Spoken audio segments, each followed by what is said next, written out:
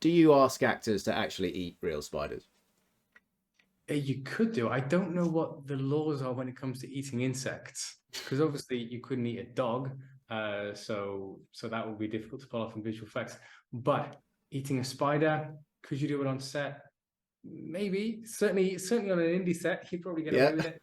I doubt you get away with it on a Hollywood set. It is Uh, your cheapest solution. And welcome back to this week's Behind the Curtain, where we're going to be looking at Renfield, because we've identified in the trailer four really interesting shots that explore different challenges in VFX, different techniques that we have to use, and contrast each other quite nicely.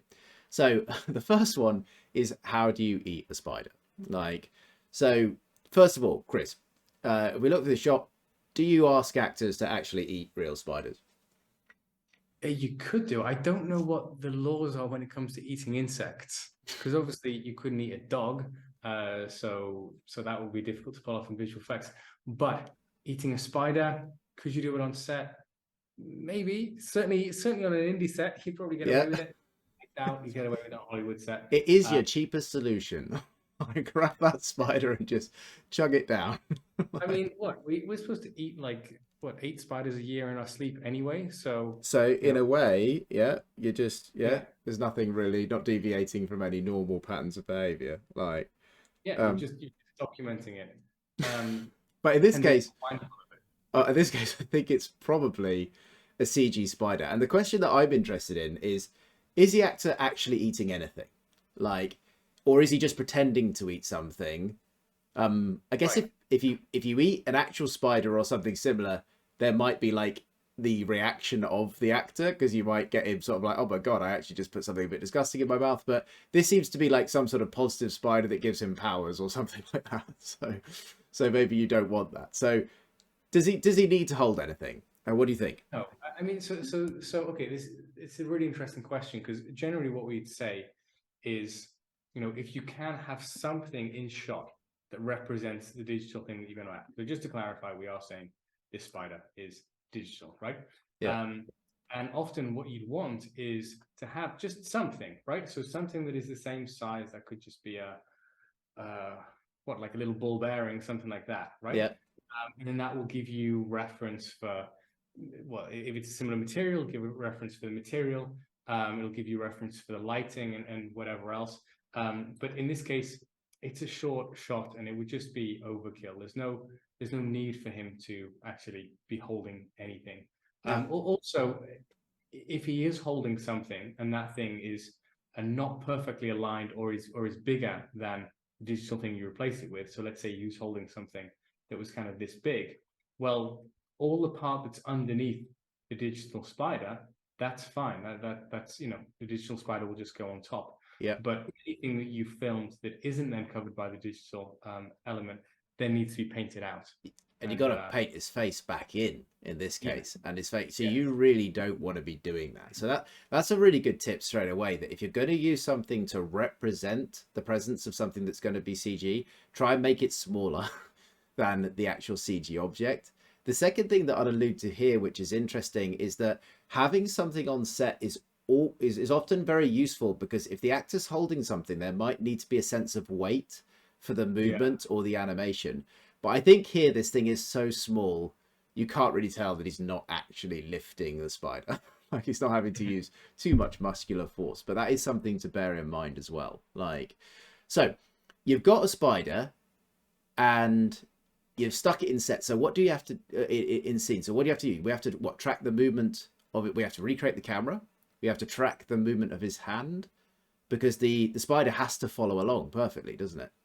Yes, I mean, so here's an interesting thing, I guess, as you get into putting in things in 3D, where things suddenly get more complicated is when stuff moves, right? So if the camera is moving, does this have a moving camera? Yes, has a moving camera. So then you would typically go, okay, we need to track the movement of the camera. That means create a digital camera that moves in the same way, so that anything that you essentially film with that digital camera moves in the same way that the real camera moved. But then you have the added complication of anything that's moving in set and in shot, and obviously his hand is moving because it's Yeah. moving towards the mouth. So you need to follow that movement. And we do have ways of following movement of things in shot as well, which we'd call object tracking or body tracking. However, with this shot, one of the big advantages that you have is that even though it sounds like a complex visual effects problem to solve, making someone eat a digital spider, the fact that it's so fast and so short really, gets you off the hook, right? So I don't know whether they would have camera tracked this shot. They certainly could have done because it's a moving camera. But what you can do is literally just have your 3D asset, your 3D object in the shot, and then just animate it so that it feels like it's in his hand the whole time. Because you only have to worry about animating what's it going to be, like 6 frames or something? Few frames, yeah, exactly. And then at this point, it's so blurred that you can't even see it. And then at this point, it's inside of his mouth. So yeah, it really is just a handful of frames. And so length of shot is a massive thing to consider when you're planning out your visual effects. Because in a short shot, even something that is very, very complex, like the underlying idea of this shot is complex, but to actually do it isn't that complex. I mean, even the spider, we can see in this previous shot, they really went to some effort to make a really nice spider asset. But you just wouldn't really need to be honest. It's not really in focus. You only see it for a few frames. Yes, the legs are moving, so you need to consider the movement of the spider itself. Yeah. But it's very basic movement. It doesn't need an animator's eye. It doesn't need an animator's skill. So all of this is facilitated by the shot being really short. So having someone eat a digital spider over 5 frames or whatever is very different to if he tucked in his napkin, put it on a plate and started carving it and then eating. Suddenly you've got an expensive shot. Very difficult shot. Yeah, just you changed the spider. Yeah, it's amazing because exactly the same thing. If we've got a shot of someone eating a spider, could be a very quick, easy, relatively low cost thing, or as you say, it could escalate into something that would require multiple departments and a lot of artist time to do convincingly, just by those few parameters changing. So that's a really important thing to take away from it, that it can really vary that way. Yeah, and I mean, honestly, I'd be interested to go. Look, you'd never do this at a professional or at least at a Hollywood end. But what if you just had a photo of a spider, right? You chopped it out, so it's literally just a still image, and then you just moved it along, so there was no 3D at all. Like the quality would be slightly worse for those frames, but would you notice? I don't know, honestly. Yeah. I mean, if you could film it yourself, or get that you there is a sense of lighting in the shot. Like the character is lit from screen right quite strongly, so you'd want to maybe line that up with your spider. So you had a photo of a spider or something with a light source roughly matching. Would you even consider those things, or do you think we can get away with it? So here's the thing. So as you can see, like as we start to go into this, there's a lot of things that we can and most of the time should consider, right? Like, yeah, we'll get the lighting right. We'll sculpt the spider up perfectly and whatever. And these are all important things to know about. But they can actually make your work much more inefficient because you're actually ticking off all of these boxes that may not need to be ticked off. So, here we can see the lighting matches very beautifully. So it makes it all sit in. But again, we're talking about a few frames. So this is why I would generally recommend you just sprint to the end in whichever way that you can. And editors are great at this because what you'll often see editors do, they maybe don't understand the visual effects in depth. So instead, they just go, well, the editor is given this plate, but it's difficult to know how well the story beat is reading until you actually have something in there. Yeah. So just getting a photo is something that an editor would probably do straight away. And then that would tell the story of the shot. And your driving motivation never wants to be the correctness of it. It always wants to be the story of the shot, right? And as soon as you've told that story and as soon as it's believable, fine, you're done. Move on to the next shot. It doesn't matter if there are things that aren't perfect. It's an art. Let's say it's not like if a doctor was performing surgery on you, I'd be really concerned that they are considering the perfection of what they're doing. But like a doctor can't say like, well, if it looks good, then it probably is good. But we can, and can save a lot of time as well, you know, thinking about things in that way. Cool. So, the next shot that appeared on our list was a table kick, which has similar things to do with the speed of the shot. The shot being quite quick, a lot happening, a lot of motion blur. But how would you go about getting an actor to kick a table? Like, you know, this sort of weird trolley thing that I'm saying and calling a table for some reason. Like it's way too hard to ask like an actor. You could ask a stunt to kick it, but he's still probably going to really hurt his foot. Maybe you could put something in the way, some padding that was off shot so that he didn't hurt his foot. But how do you think they've gone about this?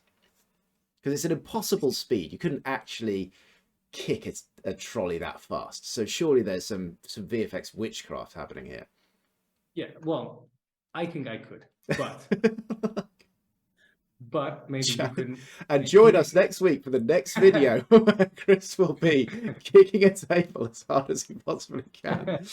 Like, but yes, for your average person, this is going to be a struggle to pull off, and it's one of those.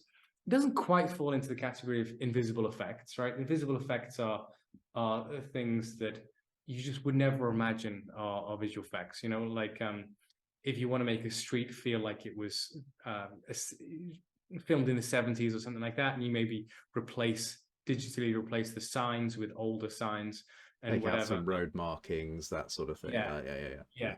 That's all invisible effects. The effects that you never think of as being effects. In this case, 99% of people watching the trailer won't be going, oh, well, that's clearly a visual effects shot. So it does have that kind of whiff of invisible effects. It's the kind of stuff that we don't really consider, but you know, we need to. We don't want to break our feet kicking tables. And it's very, very similar to the other shot that we were looking at from this film, the shot with the spider, because, like Rich says, it's happening over a very short amount of frames. So yeah. That gives you a bunch of wiggle room. Now, there are different ways that you could play this. One way that Rich touched on is that you can have actually something to kick, right? It's just something that you're not going to break your foot on, or you're not going to accidentally bang your shin on, or you know, something that isn't an awkward shape. And the utility of having that is that it means that the actor is responding to something. Yeah. So anatomically, the kick is going to make sense.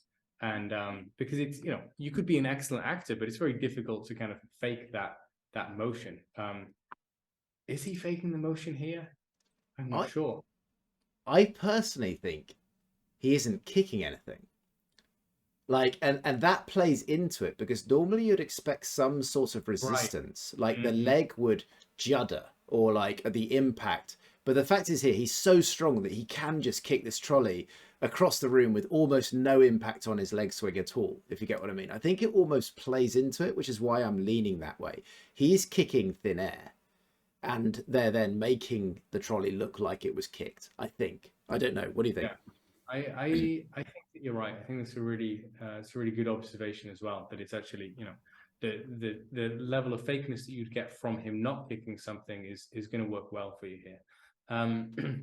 So then the rest of the shot is relatively simple, right? So this here would be a digital asset which you would either, you know, make yourself, or you could just, you know, buy bits of it, you know, kit bash it together, and then you literally just hand animate it as the as it flies away, right? Yeah.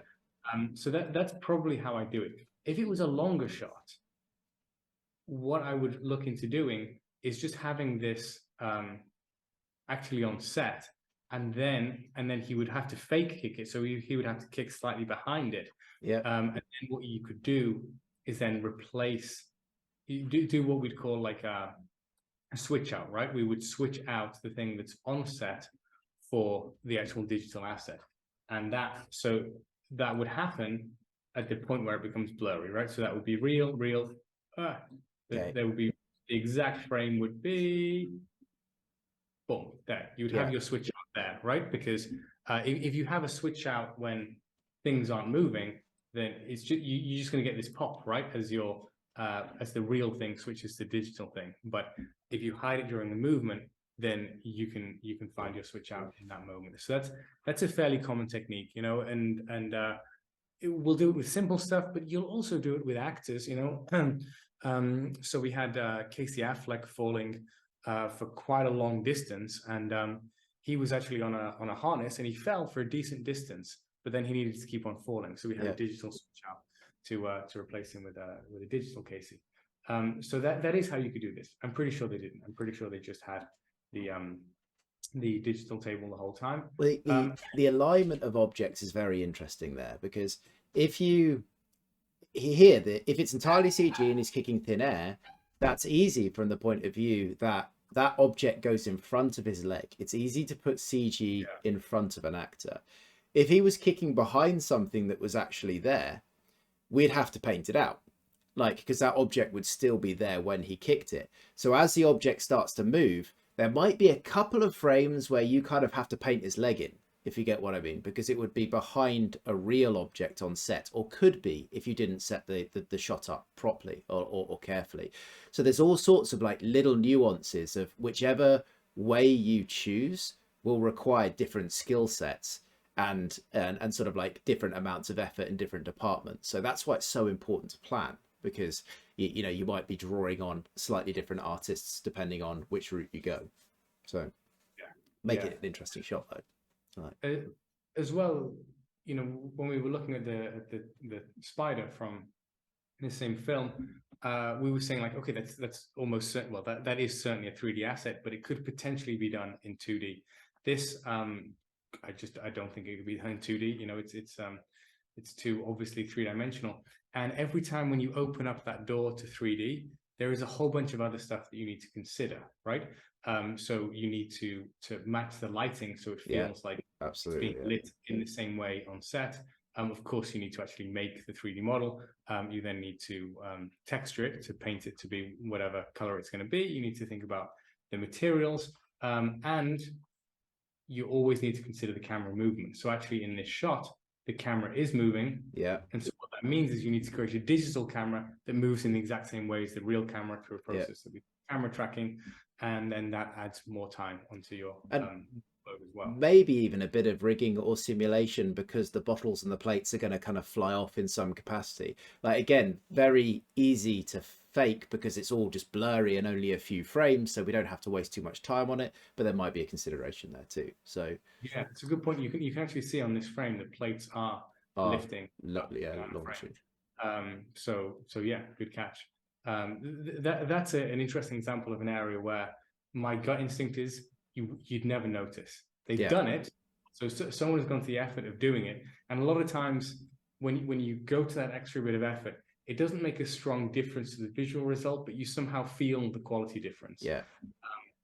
But maybe it's because I'm lazy. I would at least try just being like, screw it. The plates don't fly away. The bottles don't fly away. It's 3 frames. Yeah. 3 frames. Yeah. We'll just move that thing across. And then this kind of matching shot, I assume that's just someone launching a table at a stuntman.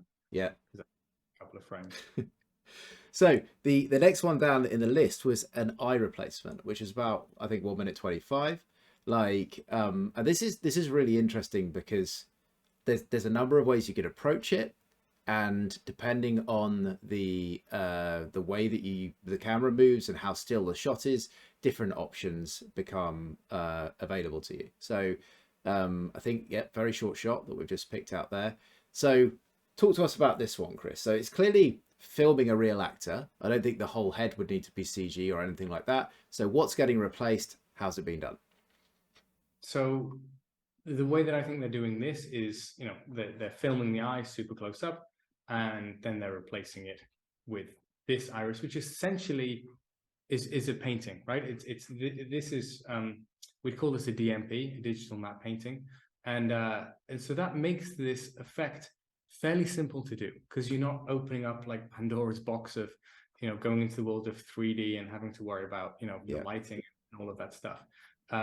There is some movement in the shot, very small amount of movement, and when you have small amounts of movement, then you can actually just go through a process called tracking and compositing. So once you make your painting of the other eye, and when I say painting, like nowadays we use the words, you know, digital matte painting or texture painting or whatever. We say painting a lot, but nowadays it's often more of a technical process of you know, combining photos and things like that. And so color correct. So yeah, you would have an image of an iris. Probably they got it from xyztextures.com. I think that's where they have great images of irises. This is probably one of those that they then change the color to be yellow, and then you're literally just sticking one thing on top of the other, and then you're just trying to find a way of making that transition a little bit more interesting. So basically, there's you could do you could actually just draw what we'd call a roto shape, right? You actually have a shape like this, and then you literally just animate that moving out. So it's basically an animated mask that reveals this digital matte painting. I think they probably did something a little bit cleverer, where they had some kind of digitally created noise or something like that that drove the movement. But ultimately, you could do it either which way. You could do it in a very hands-on way. So if you took that and put it over the top, would you be obscuring things like that little highlight on the eye? Like, yeah. So this is a really good catch, because to learn to do this, replacing one iris with another, you can learn that pretty fast, right? This is what we talk a lot about this, where so basic knowledge of visual effects opens up this whole world of things that you can do. Complex visual effects obviously takes more time to learn, but to just replace one iris with another, you can learn that very, very quickly. But there are a couple of things here that just show that they are a little bit more advanced from that basic level. And the thing that Richie mentioned is this, right? This is what we call the specular highlights. This is the reflection of the light source. yeah. So obviously that the iris is underneath what we're seeing here is the cornea, right? The cornea is the transparent outer portion of the eye, and the iris is underneath that. So as the iris is changing, you wouldn't expect that to be changing. So what they would have to do in compositing is actually lift that off from the original plate, right? So the original thing they shot, if I can get the right frame. Yeah, right there, yeah. So that's what they shot, and then you would need to essentially separate that. Then you stick in your matte painting, and then you stick that light back on top. And that really helps integrate the fact that a change has gone on underneath, doesn't it? So it's a nice way of combining it all. And I'll go one stage further as well, that as that light changes over, as the eye changes over, they seem to be wanting this eye to glow, like it seems to be having this sort of magical effect. So does it influence the plate? Because obviously when you film it, there'd be no light going on in the eye or anything like that. That would be very painful and difficult to do. So are they faking it? Yeah. There's so it'll only be obvious in movement, but they are adding a little bit of yellow glow through here. Again, very, very easy to do. Very easy to do. You literally just draw your rotor shape there, and then you would have some color correct node, and you go, okay, let's push the brightness, and let's push the color towards yellow a little bit.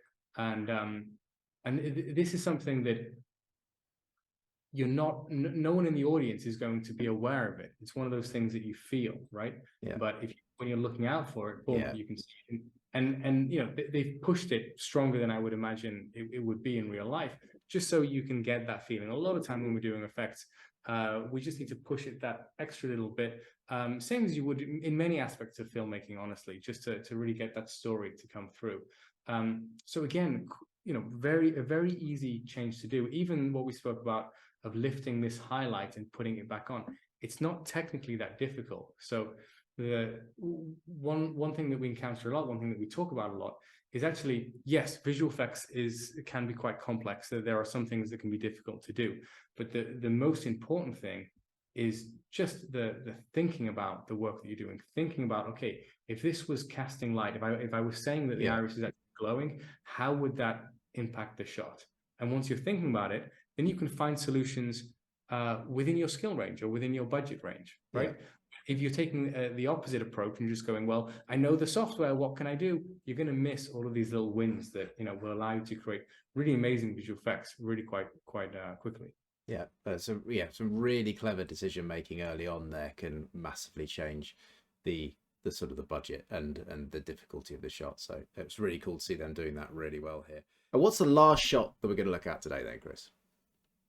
I want to break down this shot of Nicolas Cage floating and consider how you do that as as visual effects. And then the other considerations that are happening here as well, because it's a very art directed shot. You know, the whole film feels very art directed. You can see that, you know, there is a lot of consideration to the color palette of, you know, him being skewed more green and blue, and then that offsetting against the complementary colors, the yellows and reds through here.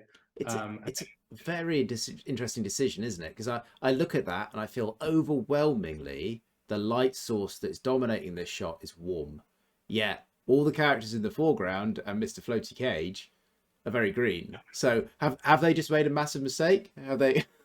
yeah, it, it yeah, they just thought they'd run with it. yeah, Um, it seems like the attention to detail on the other shots and the style of it, like they're not missing simple things. These guys are great. So is this an artistic decision, do you think?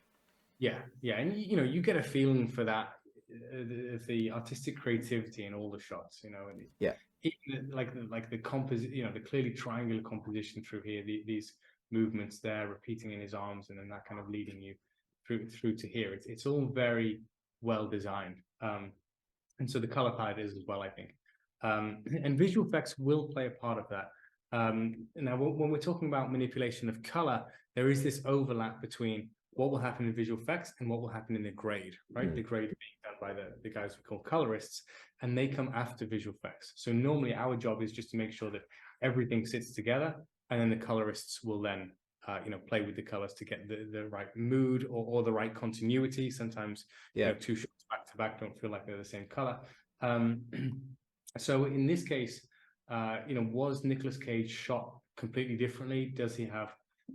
Is that the reason for him having completely different lighting on him? Was he shot within here, and then they removed the harness? I'm not sure. My instinct is he's shot separately on a green screen, and if you know ahead of time that they're going to do this treatment of him feeling very different color wise, then you kind of know that you're going to get away with a yeah. lot of stuff It's a anyway. lot more forgiving, isn't it? Yeah, Like, yeah, yeah. So then I wouldn't be so concerned about like, oh well, you know, is the lighting going to be feeling different because I've shot him in a studio on a green screen, and then, you know, we've shot everyone else in this room at this time. So I think that's probably how they did it. You know, the harness will be something that goes around his body, but is actually, you know, the strings are coming up behind. So then, you know, you don't have anything pinching in his clothing that would yeah, affect the silhouette there. Um, I mean, you know, if you were doing this on a budget, you couldn't raise someone up. You could have him, you know, on a box like that, and then just remove that. You know, I think that would be. You have to be standing on his tiptoes, though. No, yeah, no, you could construct the box in such a way that yeah. would To allow you support to do his that. feet or something. Don't do anything So too dangerous. Don't. You only have to have him a little bit off the floor and put the camera low down. Don't have him on some sort of 3 meter box, please. Like, yeah, safety there is first. there is a very budget way that you could do this shot. I'm pretty sure they didn't do it that way. And as well, like, you know, if you did do it that way, then you'd be limited with the amount of floating movement. Yeah. He has no floating movement. He's pretty much rock solid. Is he? I'm still, I'm still pretty sure they didn't do it that way. But Have we unlocked now the secret box technique that was actually used? I think it's, yeah. I think it's the hardest. Like, there's a tiny bit of 2D movement, isn't there? Like, it seems like, yeah, hard to his tell. whole body is moving. That makes me, because there is a slight rotation going this way, right? Which could be a swing from the harness, or it could literally be, you know, if you shot him on a green screen and then you've you know, chroma keyed him out, so you've got him separate. You can just take him and rotate him, right? You can do whatever whatever two-dimensional movement you want. You know, you could translate people, rotate them, or whatever. Yeah. You want to be careful with all of that, because, you know, when people rotate in the real world, the lighting changes on them, the perspective changes on them. Whereas when Yeah. you make them 2D, that's not the case. But that small amount of movement that we're seeing in shot feels to me like it was added afterwards. Really Yeah. interesting. Yeah. It So does actually feel like a 2D move. Like, but yeah, so subtle that you're not gonna, it's not gonna naturally sort yeah, of stand out to you. Yeah. yeah. I mean, for those subtle movements, you know, you can even like just grab the arm and start to rotate that if you wanted movement in there, just to add in a tiny little bit of Mm. life. Um, but I guess that's another artistic choice where they just having him almost rock solid, you know. Actually, rock solid might be weird because it didn't feel like a photo, so they're just having a tiny bit of movement in there. So Go on, Rich. I was going to move on to the environment, but is there anything that you want to add? No, I was thinking the same because I'm trying to figure out like, is this, you know, the lighting outside here? I'm pretty sure they, you know, I mean, I guess you could have like crazy powerful lights, right? You could have that all on set. My instinct is they probably didn't. So then I was thinking, okay, is it an extension, right? So everything from this point down was on the set, and then I from think that point up, it's been replaced. I think when you've got a shot this stylized, there is loads of ways of doing it. So I think it's going to be really hard to guess the correct way that they're doing this. So yeah, let's talk about some ways that it could be, you know, options that could get to this sort of solution. Because I'm really struggling to think, okay, I know which one they did because there's so choices. So I think I know. okay, that's why you're clearly better than me then. I don't think it's an extension. I think you know, the lighting behind these windows, you know, has either been augmented or added in. But I mean, potentially, you know, they're changing so much in the grade here. I think they could have had lights behind there and then just really pushed the saturation and the intensity in the grade. But the reason why I think that it's in camera is because of that. That little Okay. splotch of light that's coming from these windows there. So that could be a totally wrong call. But whenever I'm looking to see if something is real or digital, I'm looking for those little beats of chaos that are very difficult for us to add in visual effects. And you know, so something like that, it's not an intentional part of the composition as I see it. Okay. It's just Yeah. an artifact of you know, what the set was, the fact that there were windows there and the light was coming through it. Of course, you can get those. You could have a digital light and you can have a digital artifact like that, but they happen much less digitally. It's one of the reasons why I think people don't like digital effects, is because they feel so synthetic and unnatural because there's no chaos in there. So I'm always looking for little bits of chaos, and that is the little bit of chaos that I spotted that made me think. So that Actually, whole room is actually filmed. Yeah.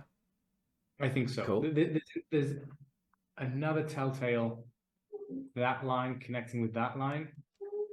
If you're building all of this digitally, then you would have like just a repeating brick texture, right? You might go to somewhere like Quixel Megascans, get something that you can just tile up over, and you'd almost certainly miss. I would anyway. Something like a connecting line there. You can see actually that pipe, that might be a more obvious thing to not miss, but that also connects. So Yeah. it's you know, I talk a lot about handling the meeting point between what is digital and what is real, and if it is real down here and digital up there, then the meeting point, you know, would be on the other side of this, Yeah. or on one side of that.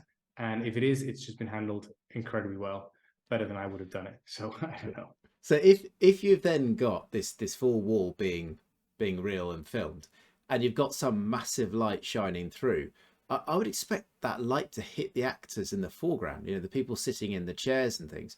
I'm not overwhelmingly feeling like there is a light that's hitting them from beyond. Like, so are they on a green screen and keyed in as well, or is the effect or the intensity of that light magnified in VFX and actually wasn't strong enough to influence the actors? I mean, there's no way of actually knowing, but what are your thoughts around that?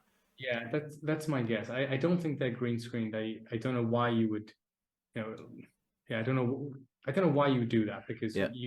because they're going to be shooting a whole bunch of scenes in this town hall, right? So then you're going to have cameras at all different angles and things like that. So you're just going to make life incredibly difficult if that's done on a green screen stage.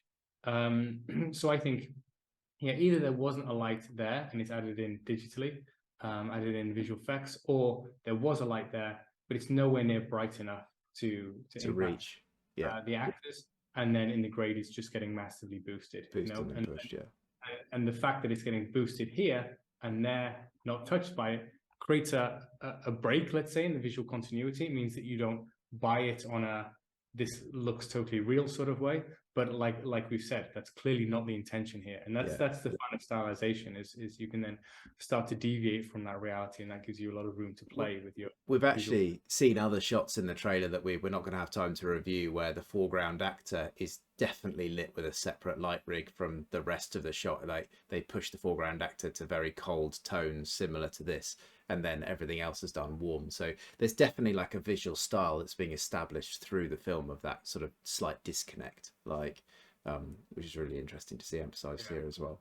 Like, cool. Anything else springing to mind on this shot? We've covered quite a lot. We've done 4 different shots with quite a range of different visual effects going on.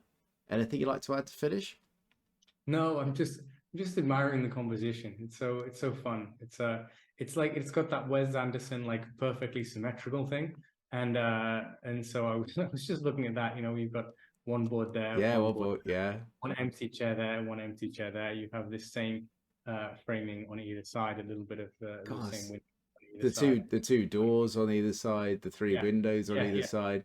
Like, yeah. there's no accidents, is there? Like No, it's no, and that is one area where visual effects can help because if you want to really push that, if you want to really like if these little stains were bothering you, you know, as a director, if you were like, no, that symmetry really matters, then yeah, you know you can actually take steps to address that, and that's what we would call invisible effects, effects that even you know a professional visual effects artist would never know that were done, but they're there just to facilitate certain you know maybe taking out that for example if it really bothered you that you had that on one side and not on and the not other. Yeah.